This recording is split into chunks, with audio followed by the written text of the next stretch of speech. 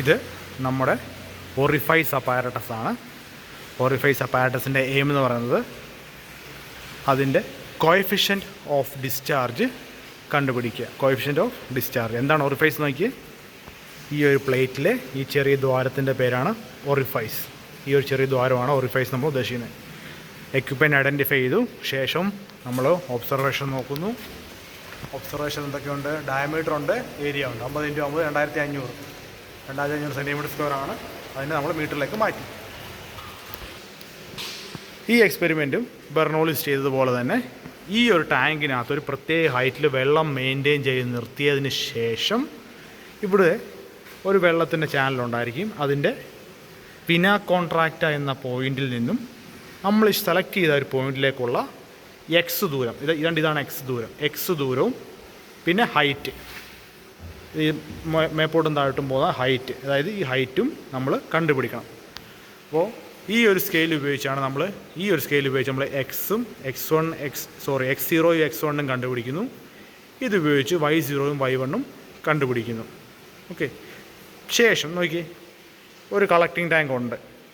അപ്പോൾ collecting tank ഉണ്ടെങ്കിൽ അർത്ഥം ഈ വാൽവ് ക്ലോസ് ചെയ്ത് ഇവിടെ 5 സെൻറ്റിമീറ്റർ വെള്ളം ഉയരാൻ വേണ്ട സമയം നോട്ട് ചെയ്യണം. ഈ വിനാ കോൺട്രാക്റ്റ് എന്ന പോയിൻ്റ് എന്താണ്? നമ്മുടെ ഒബ്സർവേഷനകത്ത് ഈ ഓറിഫൈസിൻ്റെ ഡയമീറ്റർ 12 mm ആണെന്ന് പറഞ്ഞിട്ടുണ്ട്. അപ്പോൾ ആ ഡയമീറ്ററിൻ്റെ പാതിയായിരിക്കും എപ്പോഴും വിനാ കോൺട്രാക്റ്റ് ഓറിഫൈസിനെ സംബന്ധിച്ചോളം. അപ്പോൾ നമ്മളത് സെറ്റ് ചെയ്യുകയാണ്. നോക്കി ഇവിടെ എത്രയാണ് വാല്യൂ കാണിക്കുന്നത്? ഇവിടെ ഇപ്പം ഏകദേശം 8 കാണിക്കുന്നത്. 8 ഈ ലൈൻ എന്ന് പറഞ്ഞാൽ 8 ലൈനാണ്. ഒരു 6 mm ഇങ്ങോട്ട് നീക്കിയാൽ മതി. നോക്കി 5 6 mm. അതുകൊണ്ട് ഇതാ വിനാ കോൺട്രാക്റ്റാണ്. അപ്പോൾ ഇതിപ്പം നീക്കിയത് എക്സ് മാത്രമാണ്. വൈ വെള്ളത്തിനെ ടച്ച് ചെയ്യുന്ന പോർഷൻ, അതായത് ഹൈറ്റ് നോക്കുന്ന ഇവിടെയാണ്. മറ്റേ നോച്ചിൻ്റെ പോലത്തെ തന്നെ ഏറ്റവും താഴത്തെ വാല്യൂ കോയിൻസൈഡ് ചെയ്യുന്നത്. ഇപ്പോൾ ഇത് നോക്കി, ഇത് താഴത്തെ പോയിൻ്റ് ലൈൻ കോയിൻസൈഡ് ചെയ്തിരിക്കുന്നത് 100 അല്ല, ഇത് 100, 105, 110 അങ്ങനെ പോകും. അപ്പോൾ ഇതിവിടെയാണ് വൈ വാല്യൂ സെറ്റ് ചെയ്യുന്നത്.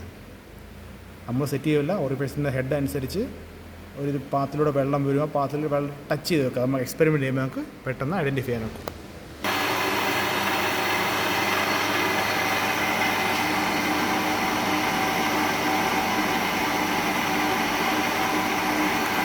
ഏതെങ്കിലും ഒരു പർട്ടിക്കുലർ ഹൈറ്റിൽ വെള്ളം സെറ്റ് ചെയ്യണം. അതിനെന്താണ് ചെയ്യേണ്ടത്?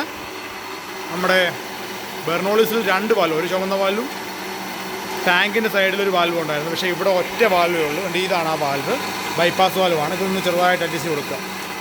ഇപ്പോൾ വെള്ളത്തിൻ്റെ കണ്ടീഷൻ നോക്കട്ടെ. അതോ ചെറുതായിട്ട് ഓപ്പൺ ആക്കി കൊടുക്കുന്നു. അപ്പോഴും ഉയരുന്നുണ്ട്, വെള്ളം ഉയർന്നുകൊണ്ടിരിക്കുകയാണ്.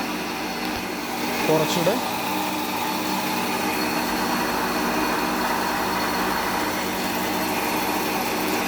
നമ്മളിവിടെ ചെറുതായിട്ട് ടച്ച് ചെയ്ത് കൊടുക്കുക. ഇങ്ങനെ ടച്ച് ചെയ്യുക.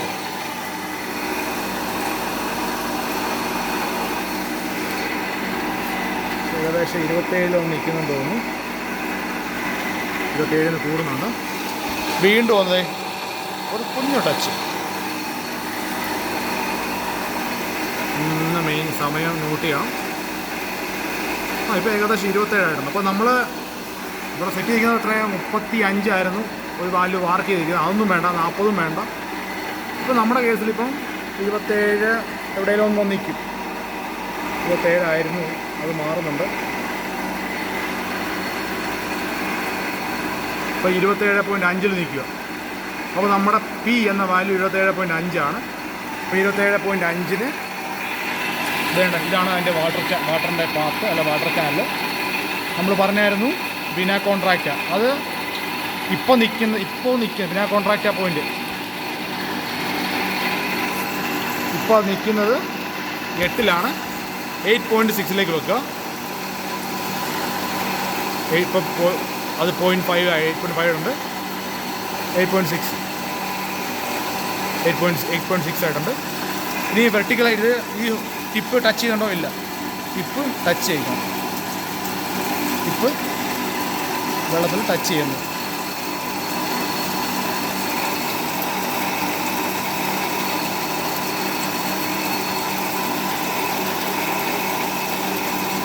വേണ്ടത് ടച്ച് ചെയ്യുന്നുണ്ട്. ഇപ്പോൾ അപ്പോൾ ആ ഹൈറ്റ് എത്രയാണ്?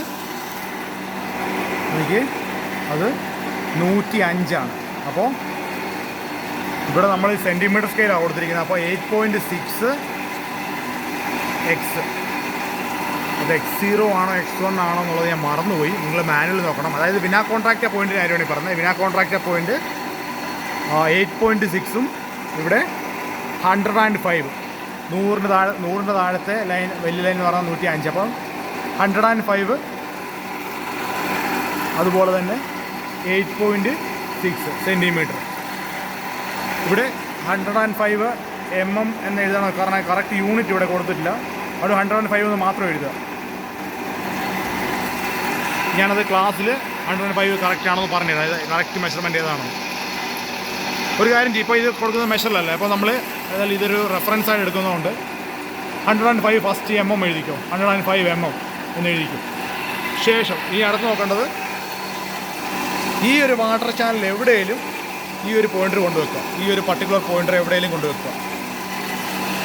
ഓക്കെ, ഞാൻ ഉദ്ദേശിക്കുന്നത് ഞാൻ ഇവിടെ വെക്കാൻ വേണ്ടിയാണ്. ഇവിടെയാണ് ഞാൻ ഉദ്ദേശിക്കുന്നത്. അപ്പോൾ എത്ര മാറി? ഈ ഒരു കോർണർ ടച്ച് ചെയ്യുന്ന ഭാഗം നോക്കണം. അല്ല വേണ്ട, ഞാനിപ്പം കറക്റ്റ് 40 വെച്ചു. അപ്പോൾ നോക്കി, ഇതിപ്പോൾ 40 ഇരിക്കുന്നത്. 40 വെച്ചു. അതുകൊണ്ട് നോക്കി ഈ പോയിൻ്റർ, അതായത് നമ്മുടെ ഹുക്ക് ചെയ്ത് താഴോട്ട് കൊണ്ടിരുന്നു. വെള്ളത്തിൽ ടച്ച് ചെയ്തു, അങ്ങനെ ഈ ആയിട്ട് നോക്കി.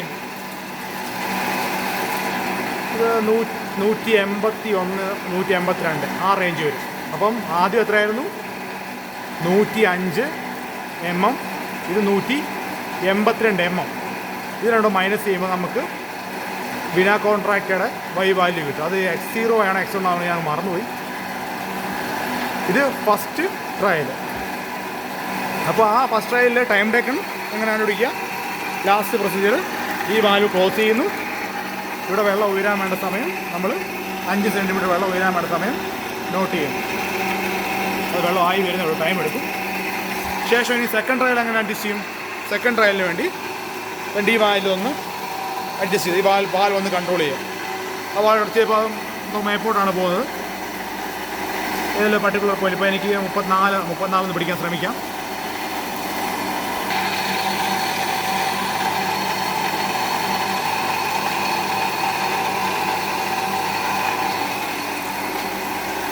ഏകദേശം 34 ആയിട്ടുണ്ട്.